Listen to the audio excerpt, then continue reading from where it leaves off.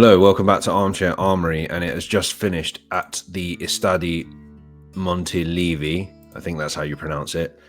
Girona FC 1, Arsenal 2. Why is it every single time I start a video, I always need to sneeze? Apologies in advance. Excuse me. So yeah, I'll start that again. It finished at the Estadio Montilivi. Girona 1, Arsenal 2. It was actually, I mean, to be honest, I'll be completely honest, I wasn't totally focused on the game. I've had a long day, was in the office today at my day job, really tired, and yeah, like just didn't really have the energy to watch the game. So I was dipping in and out. Like, I was watching it, but I wasn't like paying that much attention. There was pretty much from most of the second half anyway. There was quite a few changes, which I expected with City coming up this weekend. So Neto made his debut for Arsenal, his first start since signing on loan from Bournemouth. We had a back four of Thomas Partey, Gabriel, Jakub Kivior, and Ricardo Calafiori. We had a midfield three of Jorginho, Ødegaard, and Marino. And then up front was Trossard, Wanyeri, and Sterling. Sterling actually played all right today. I mean, I think I've already seen people putting stuff on X saying stuff, is Sterling like the worst loan signing we've ever had? No, he's not, because at least he's played. Denis Suarez is the worst loan signing we've ever had, because I think that guy only played 20 minutes for us. So yeah, it just doesn't seem to be working for Sterling at the moment. He also missed a penalty in the game. The two goals came from a penalty from Jorginho after Partey was fouled in the box, and then a brilliant finish from Wanyeri to make it 2-1. We were 1-0 down because Neto had a bit of a shaky game today, to be fair, but I would sort of expect that for his first game in Arsenal colours. I think for the most part we controlled the game. I think we were just sloppy. There was a point where they did have the ball in the back of the net and they made it 2-2, but it was wiped off for offside. In general, like, I can't really say too much about the performance because, as I say, I saw most of the first half, but yeah, I thought like we played all right in the first half. And I think it was on the players' mind. It looked like it was on the team's mind that, you know, we don't necessarily have to win this game. Thank God we did. We finished third in the Champions League group, avoid a lot of the big teams. So yeah, that's basically that. The main thing I wanted to talk about, I was obviously at work, so I couldn't really do a video on it. I was getting to the stage of this January transfer window of thinking it would be like every other transfer window as an Arsenal fan, that we don't regularly do business in January. And all of a sudden, I start seeing all over the place that Arsenal have had a £60 million bid rejected for Aston Villa striker Ollie Watkins. Now that's a big deal.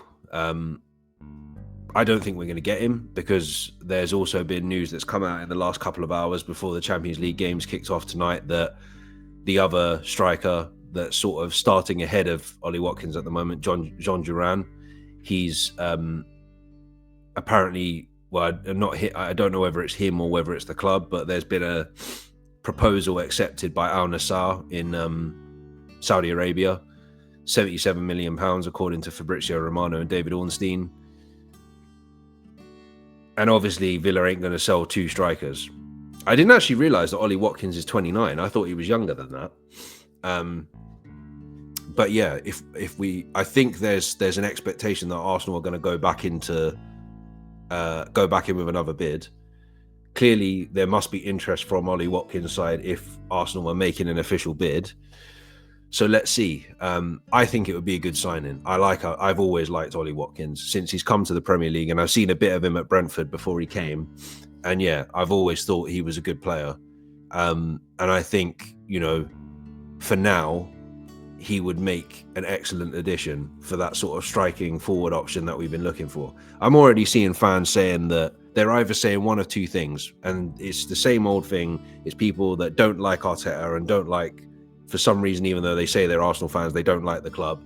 They're saying things like, oh, it's just a smokescreen. It's a smokescreen to make it look like we signed someone. Or they're saying, oh, Ollie Watkins is too much for a 29-year-old.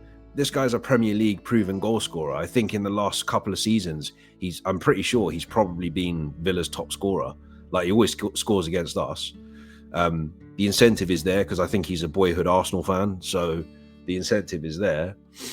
But whether or not we can get this done is a different story. If John Duran does go to Saudi Arabia, there is no way, unless Villa have something lined up, there's no way that they're going to sell Ollie Watkins as well. We'll see in the next couple of days. I think the transfer window closes on Monday because the 1st of February is on a Saturday. So yeah, it will be Monday will be the final round of this transfer window until the summer. It proves that Arsenal are doing something. It proves that, I mean, I know that there's conspiracy theories out there saying that, you know,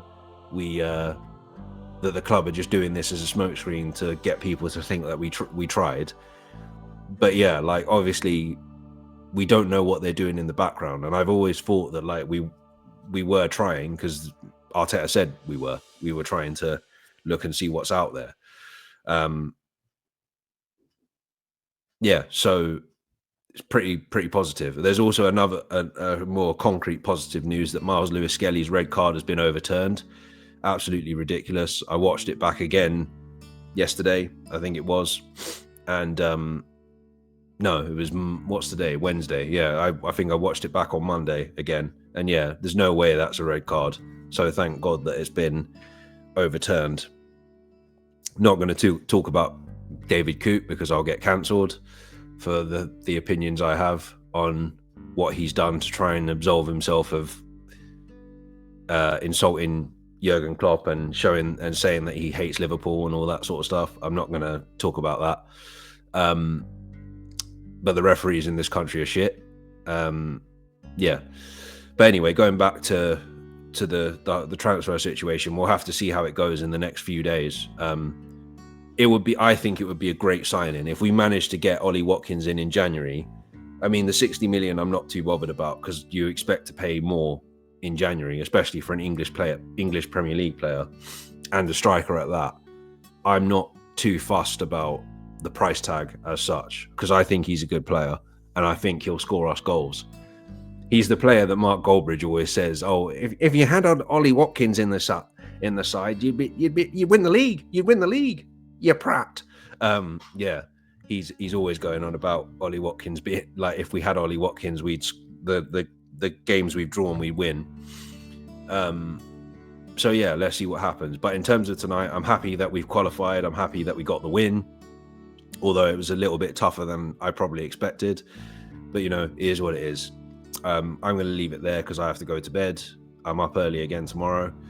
I will be back probably on Friday with the preview for the big game against Man City. This is basically whether we're still in the title race or not. I've only realized today how big of a game it is. I wasn't really thinking about it until now. So yeah, I'm going to leave it there. I will be back again then on Friday with that preview. Like and subscribe. Enjoy the rest of your evening. Take care and stay safe.